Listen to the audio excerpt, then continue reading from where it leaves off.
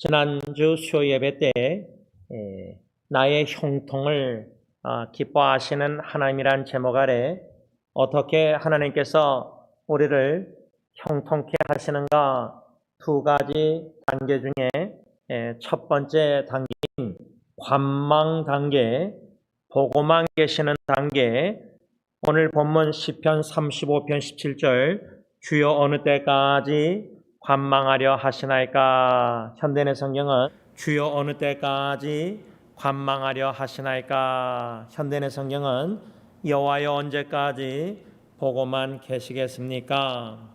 이 말씀 중심으로 첫 번째 단계를 우리가 이미 묵상했습니다. 저는 지난 수요 예배 때 이 말씀을 묵상한 것을 설교 동영상을 다 수정해서 여기저기 교회 카톡방 또 여기저기 이메일 인터넷 웹사이트에 올리면서 제가 성경에서 적어도 세 가지 발견한 형통의 비결, 첫 번째로 하나님이 함께 하시는 것, 창세기 39장 요셉의 이야기, 두 번째로 하나님의 계명을 순종하는 것, 여호수아 1장 8절을 제가 언급했는데 열왕기상 2장 3절도 포함하고요. 한 가지 더 세 번째로 하나님을 찾는 것이 형통의 비결이다. 역대하 26장 5절 이렇게 성경에서 말씀하는 가르쳐주는 형통의 비결 세 가지와 더불어 지난주 수요예배 설교 동영상을 제가 5년째 암투병하는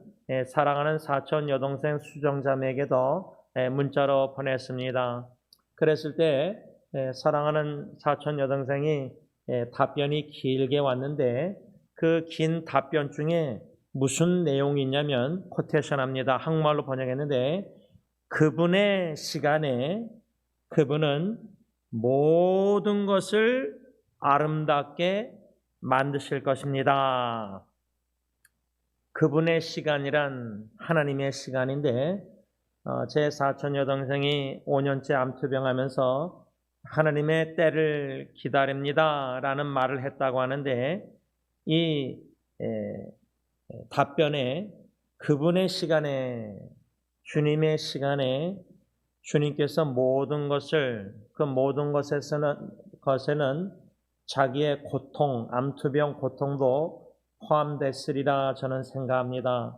그 자매가 주님의 시간에 자신의 고통과 질병 여러 가지 모든 것도 아름답게 만드실 것입니다는 귀한 신앙 고백, 믿음의 고백을 제가 답변을 문자로 받고 위로를 받고 힘을 얻고 그 신앙 고백을 묵상하는 가운데 전도서 3장 11절 상반절 말씀이 생각났습니다.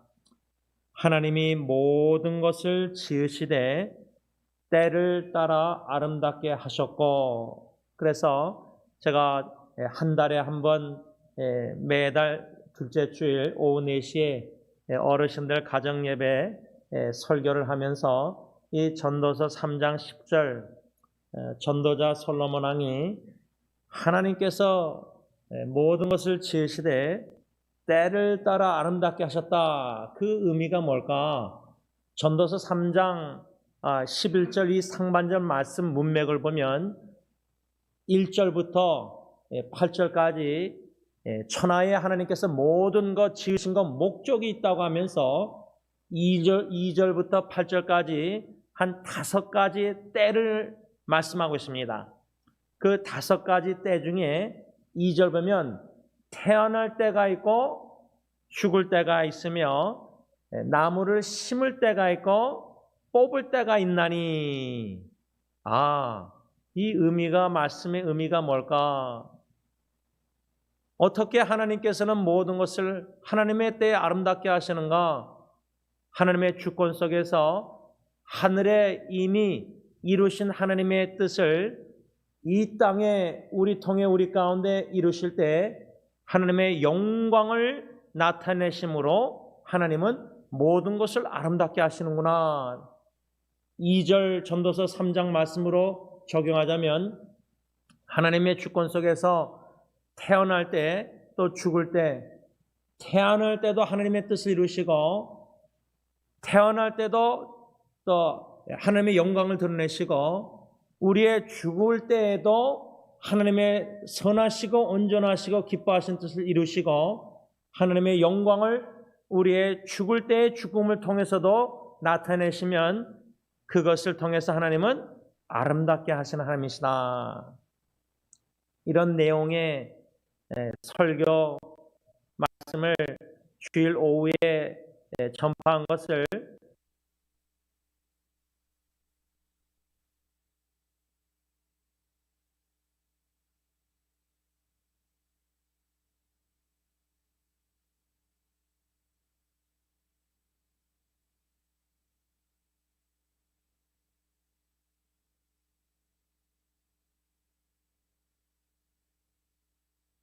수정해서 그 유튜브 주소를 또 제가 암투병하는 사천 여동생에게 보냈습니다. 그랬더니 답변이 왔는데 위로의 말씀 감사합니다. 이렇게 왔습니다. 그런데 여러분, 그분은 그분의 시간에, 주님은 주님의 시간에 모든 것을 아름답게 만드실 것입니다. 아름답게 하실 것입니다. 만일에 나의 질병을 통해서도 고통을 통해서도 하나님은 하나님의 때에 아름답게 하실 것이고 혹여나 주님의 때에 주님이 나를 불러 가신다면은 나의 죽을 때의 죽음을 통해서도 하나님의 뜻을 이루시고 하나님의 영광을 드러내 주시옵소서. 그래야 할 때 나의 죽음은 하나님 보시기에 아름다울 것이고 성도의 죽음이 얼마나 귀하고 아름다운지 모든 주의 형제자매들에게 하나님의 영광을 드러낼 것입니다. 쉽지 않은, 믿음이 없이는 받아들일 수 없는 말씀이고 감정이 앞서면, 자기 연민이 앞서면 눈물이 앞설 것이지만 귀한 사촌 여동생 믿음의 신앙 고백을 볼 때에 하나님께서 그녀의 믿음을 견고하게 하시사 그분의 시간에 그분은 모든 것을 아름답게 하실 것입니다.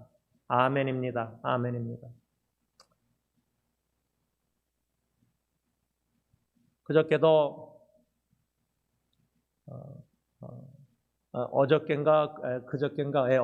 어저께인데 부안합하게 좀 장로님과 어느 분을 만나 식탁교제하고 올라오다가 사랑하는 대학교 후배에게 연락을 했는데 그 전에 연락이 와서 연락을 했는데 참 가족 식구 어르신이 자살 시도를 했다는 소식을 들었습니다. 그 답변을 듣고 좀 멍했습니다. 왜 어르신이 그 연세에 자살 시도까지 하실 정도로 마음이 괴로우신 일이 무엇일까 모르겠습니다. 그런데 그 후배가 여러 가지 몇 년 동안 지금 고통이, 어려움이 계속 연달아 일어나는 것이 이걸 통해서도 하나님의 때에 어떻게 아름답게 하시려고 하십니까? 그래서 그 후배와 다른 후배들 카톡방 한 7명 카톡방에 우리가 함께 기도하자, 그 어르신을 위해서, 식구를 위해서 기도하자 하면서 이 전도서 3장 11절을 영어 성경 구절로 나눴습니다. He will make everything beautiful in His time. 우리가 찬송가 주님의 시간에, in His time, 그분의 시간에 He makes everything beautiful. 주님은 모든 것을 아름답게 하실 것이다. 왜?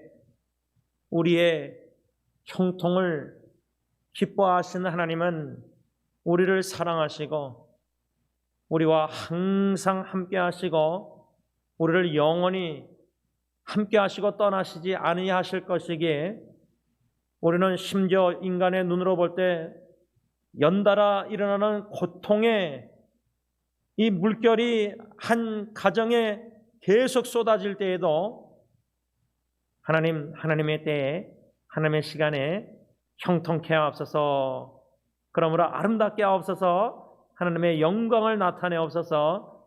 이것이 저의 또 여러분들의 간절한 기도가 되기를 원합니다. 오늘 마지막 두 번째로 하나님께서 우리를 어떻게 형통케 하시는가, 두 가지 단계 중에 마지막 단계, 두 번째 단계를 생각하려고 합니다. 그 두 번째 단계는 오늘 본문 말씀 시편 35편 23절 말씀을 보면 시편 기자가 이렇게 기도합니다. 나의 하나님, 나의 주여, 떨치고 깨셔서, 이 떨치고 깨셔서 이 말씀에 근거해서 마지막 두 번째 형통의 단계는 떨치고 깨시는 단계이다. 이 의미가 뭘까?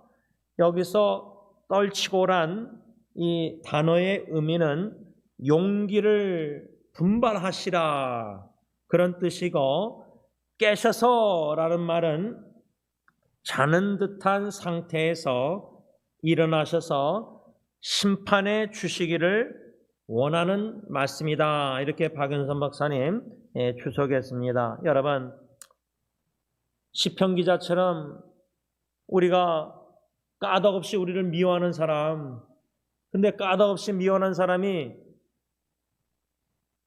다른 모르는 사람이 아니라, 직장 동료가 아니라 가족 식구 관계에서도 까닭없이 막 미워하고 내가 미움을 당하고, 시편 이 기자, 오늘 본문 말씀에 이 시편 기자도 보면요, 19절에 부당하게 나의 원수된 자가 나로 말미암아 기뻐하지 못하게 하시며 까닭없이 나를 미워하는 자들, 부당하게 직장생활에서 억울한 일을 당하고 요셉처럼, 예를 들자면 까닭없이 식구가 자꾸만 나에게 신경질 내고 미워서 막 잔소리하고 무슨 뼈 있는 소리를 하고 기분 상처 입히게, 구체적으로 이런 적용을 해볼 때 이런 일들, 작은 일이라고 생각할지 모르지만 그런 일부터 해서 자살 시도까지, 자포자기까지,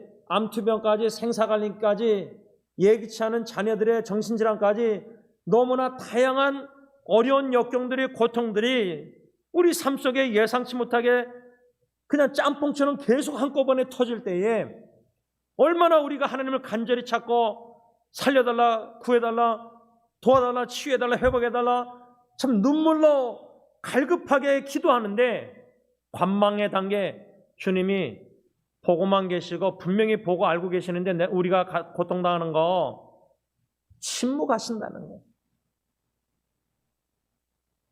그 침묵이 얼마나 견디기가 힘든가 어떻게 좀 이해할 수 있냐면, 여러분, 부부관계에 있어서 우리 부인들이 남편이 침묵하면은 매우 답답해하고 힘들어합니다. 제가 아내하고 아마 결혼 초에 그 화성에서 온 여자, 금성에서 온 남자가 그거를 차 타고 다니면서 비디오 카세트 테이프로 듣는데, 부부 갈등이 있어서 남자가 동굴에 들어간대. 케이브. 진짜 동굴이 아니라 뭐 안방으로 들어가던 뭐 옆에 있어도 남편이 입을 다물고 아무 말 안 하는 거예요. 마치 동굴에 들어가는 듯이. 그러면 부인들이 얼마나 힘들어하는지 그 카세트를 통해서 아내랑 강의를 들었는데, 그 강의를 들은 후에 부부 다툼이 있었는데 제가 입 다물고 그냥 동굴에 들어가듯이 가만히 있으니까 아내가 잔소리할 수 있는데 그렇게 안 하고 어떻게 하는지 아세요? 똑똑 하면서 언제 나하고 말할 거냐요.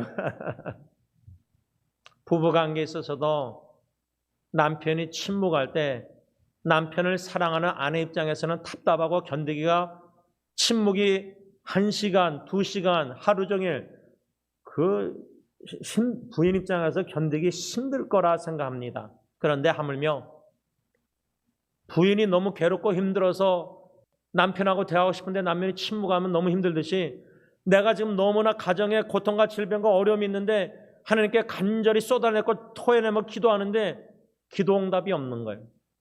아무 사인이 안 보여요. 자식이 암 치유 사인도 안 보이고 오히려 더 악화되고, 가정의 문제가 더 악화되고, 이런 관망의 침묵에 보고만 계시는 하나님의 단계, 이것에 대해서 헨리 나웬이라는 신부님이 뭐라고 말했냐면, 하나님이 침묵하실 때 하나님의 부재, 예를 들자면 하나님이 영원히 우리와 함께 하시지만 고통이 너무 심화되고 길어지면은 기도하는데 응답이 없고 침묵하시면 하나님이 우리와 함께 안 하신다. 부재. 마치 가정의 싱글mom에게 있어서는 아빠, 남편, 부재, 아이 입장에서, 우리 하나님의 자녀 입장에서 고통이 길어지고 간구하는데 응답이 없으면 하나님이 부재. 그런데 헨리 나웬은 뭐라냐면, 하나님의 부재는 하나님의 활발한 임재와 같다. 근데 침묵하시고 우리 삶에 고통이 안 없어지고 변화가 없는데 어떻게 하나님이 활발하게 임재하셔서 역사하게 하신 걸 어떻게 알 수 있느냐 이 말이에요. 그 두 가지를 헨리 나웬은 언급했는데, 그 두 가지 중에 하나 뭐냐면, 하나님이 부재 함께 안 계시는 것 같고 고통 중에 우리가 침묵하시는 것 같지만 활발하게 침묵 속에서 역사하시는 게 뭐냐? 침묵 속에서 우리 마음을 단련하신다는 거예요. 마치 남편이, 아내가 막 쏟아내고 싶고 남편을 찾는데 남편이 아내의 그 고충도 알고 심정도 이해하고, 그런데 말해봤자, 예를 들자면 아내가 그 고통과 힘든 속에서 막 감정 속에서 쏟아낼 때 말해봤자 소용이, 만일에 도움이 안 되는 줄 알고 침묵이 있다가 하다가 나중에 아내에게 이렇게 성령의 인도하심 따라 말했을 때에, 그 침묵이라는 것은 견디기가 아내에게 힘들지만 남편의 의도는 아내의 마음에 단련시키고자, 예를 들자면 그런 식으로 우리가 비교해서 적용하면은, 왜 하나님이 침묵하고 보고만 계실까? 고통을 당하는데 하나님의 자녀들이 우리 마음을 단련시키려고 침묵 속에서 성령님이 활발하게 우리 마음을 빚어주시고 토기장이가 진흙을 깨고 부수고 녹여서 만드시지, 고통 속에 고통을 통해서 고통을 걷어가지 아니하시고 기도응답에서 우리의 기대하는 응답은 질병 치유해주시고 고통에서 건져주길 원하지만, 보고만 계신 하나님은 고통을 통해서 욥을 빚으시듯이 우리를 빚으신다는 거예요. 그래서 하나님의 임재를 그렇게 역사하신다는 거예요. 나타내신다는 거예요. 저는 이게 참 일리가 있다고 생각해요.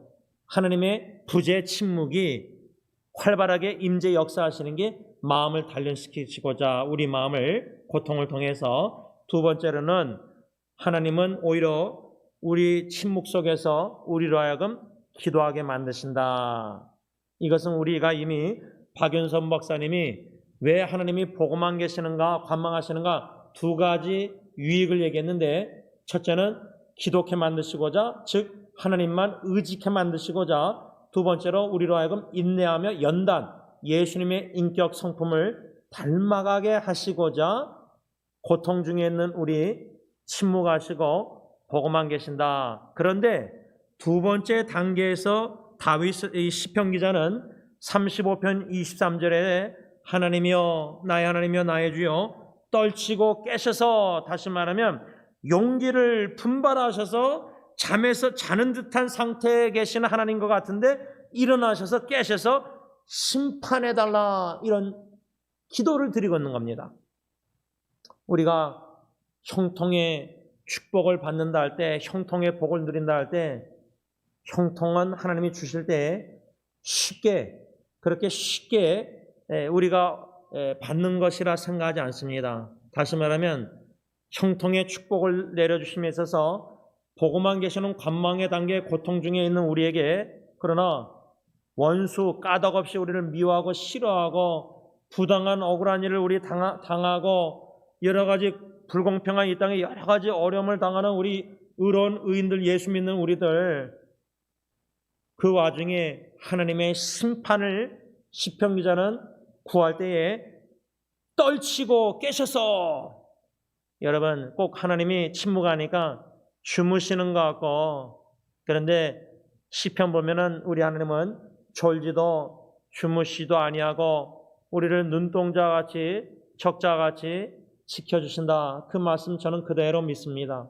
우리 그대로 믿어야 됩니다. 우리 하나님 주무실 수가 없습니다. 우리 24시간 매 순간마다 우리를 지켜보시고 보호하시고 항상 하나님의 눈은 우리에게 집중되어 있습니다. 그 주님께 시편 기자는 떨치고 깨셔서 원수들을 심판해달라. 3가지 기도 제목 중에 첫 번째, 시편 기자는 자기의 원수들을 주님께서 공의로 심판해 주시기를 간구했습니다.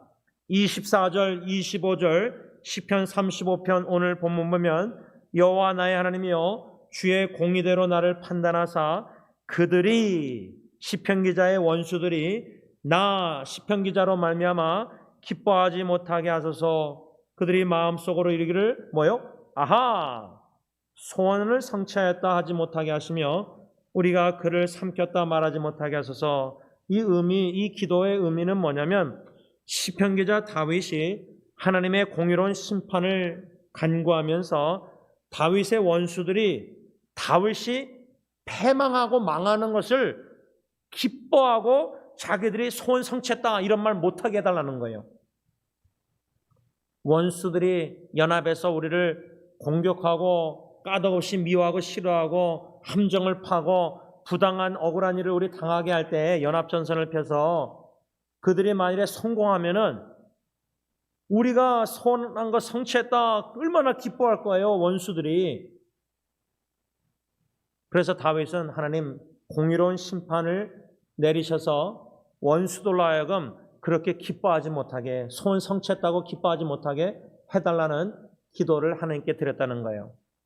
그래서 영적 전쟁입니다. 형통의 복을 받는 과정에 영적 전쟁이 있는데 하나님의 공의로운 심판이 있어서 우리 원수들이 소원 성취했다고 기뻐하지 못하게 해달라고 우리가 하나님께 공의로운 심판을 구해야 된다 그 말이죠. 두 번째로 다윗 시편 기자의 기도 제목은 26절 보면 나의 재난을 기뻐하는 자들, 우리 원수들이 직장에서 우리 싫어하는 사람들이 까닭없이 부당하게 억울한 일을 당하게 하는 사람들이 우리가 직장에서 잘려나가고 어려움을 당하고 그런 거 얼마나 좋아하고 기뻐해요. 우리가 힘들어하면은 나의 재난을 기뻐하는 자들이 함께 부끄러워 낭패를 당하게 하시사 나를 향하여 스스로 뽐내는 자들이 수치와 욕을 당하게 하소서. 한마디로 다윗은 자기의 원수들이 실패하기를 기도했어요. 실패. 형통이란 말이 또 다른 말로 하면 성공인데 하나님께서 우리를 성공케 하시기 위해서는 우리의 대적 원수 마귀 사탄의 세력들을 실패케 하셔야 돼요. 그게 하나님의 공의로운 심판이에요. 그걸 기도해야 된다는 거예요. 다윗이 그렇게 기도했다는 거예요.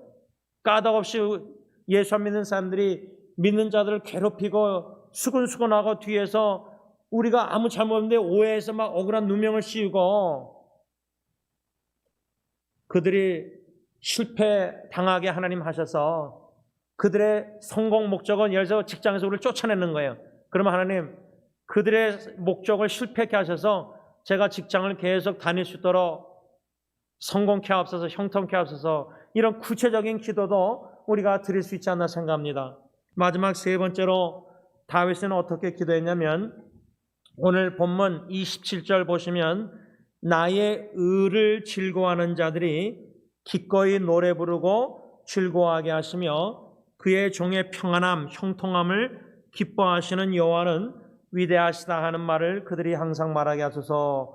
이 말씀에 근거해서 다윗 시편 기자 마지막 세 번째 기도 간구 제목은 성도들이 함께 하나님을 찬송할 수 있도록 하나님께 간구했다 그 말입니다. 말씀을 맺고자 합니다. 지금 고통당하는 제 사촌 여동생 질병, 암투병 사촌 여동생뿐만 아니라 또 대학교 후배 여러모로 몇 년 동안 지금 팬데믹부터 너무나 지금 어려움을 당하는 개인과 가정과 교회 사업체들이 참 많은 것 같습니다. 그런데 이런 직장 사업 여러 가지 재정적인 어려움도 있지만 인간관계에서 오는 가정 식구에서 부부관계나 부모와 자식관계나 너무나 깊은 어려운 상처들이 어려움이 계속 쌓일 때에 풀리지가 않을 때 엉킨 실처럼 어디서 풀지도 모르겠는 불가능하게 보이는 인간의 눈으로 볼 때 이런 가정에 깊은 어려운 상처들이 고통들이 있을 때에 우리가 하나님께 간구하지만 기도응답이 없고 침묵하시는 것 같고 관망만 보고만 계시는 것 같고 기도응답에 아무 조그만한 작은 엘리야 기도의 구름 같은 모습도 안 보이고 현실은 더 악화되는 것 같고 가정의 문제들이 이리 할 때 왜 하나님 침묵하십니까? 왜 하나님 보고만 계십니까? 어쩌면 하나님은 그런 보고만 계시는 관망 상태에서 우리 마음을 단련하시고자 우리로 하여금 더욱더 하나님만 의지하고 남편 누구 아니라 하나님만 의지케 하시려고 기독해 만드시고자 사형 선고 받은 것처럼 의사가 더 이상 치료할 방법이 없습니다. 그 자리까지 갈 때에도 소망 되신 주님만 바라보고 주님이 주님의 때에 이 모든 것도 통해서 아름답게 하신다는 확신을 가지고 전도서 3장 1절 그러한 마음의 믿음의 단련, 그래서 하나님만 의지하고 기도하는 가운데 우리를 인내케 하시고 우리의 인격을 빚으시사 더욱더 예수님을 닮아가게 하신다 그 말입니다. 그러한 형통의 축복을 주신다는 겁니다.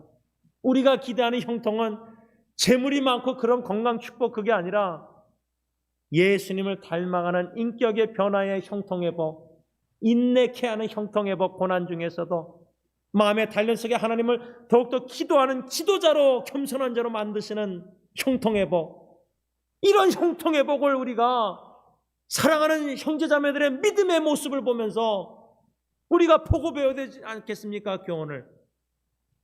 그런 가운데 하나님 떨치고 깨셔서 우리의 원수들을 하나님의 공의 가운데 심판하시고 사탄의 세력들, 대적자들 결국 하나님을 찬송 예배케 하옵소서. 그러한 놀라운 형통의 축복이 우리 모든 형제자매들에게 있기를 예수님의 이름으로 축복합니다. 기도하겠습니다.